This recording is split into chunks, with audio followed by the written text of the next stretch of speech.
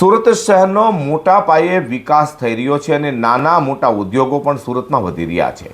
તે સુરતની ઓળખસામાં હીરા ઉદ્યોગમાં ઉઠમણા કરનારાઓનો આતંક જોવા મળી રહ્યો છે.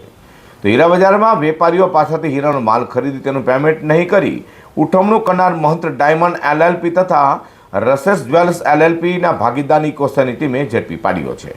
સુરતમાં રોજેરોજ ઠગાઈના ગુનામાં વધારો થઈ રહ્યો છે. તે સુરતના હીરા બજારમાંથી અલગ અલગ 21 જેટલા વેપારીઓ પાસેથી હીરાનો માલ ખરીદી 8,20,32,000થી વધુનું પેમેન્ટ નહીં કરી ઉઠમણું કરનારા મહંત ડાયમંડ એલએલપી તથા રસેસ જ્વેલ્સ એલએલપીના વેપારીઓ વિરુદ્ધ સુરત પોલીસ કમિશનર અનિલ અરવિંદ હિરપરાએ ફરિયાદ કરતા સુરત ક્રાઇમ બ્રાન્ચની આર્થિક ગુના નિવારણ શાખા એટલે કે ઇકોસેલની ટીમને તપાસ સોંપાઈ હતી.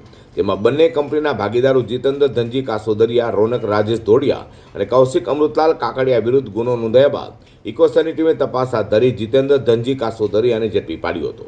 તેની વિરુદ્ધ કાયદેસરની કાર્યવાહી ધરી છે.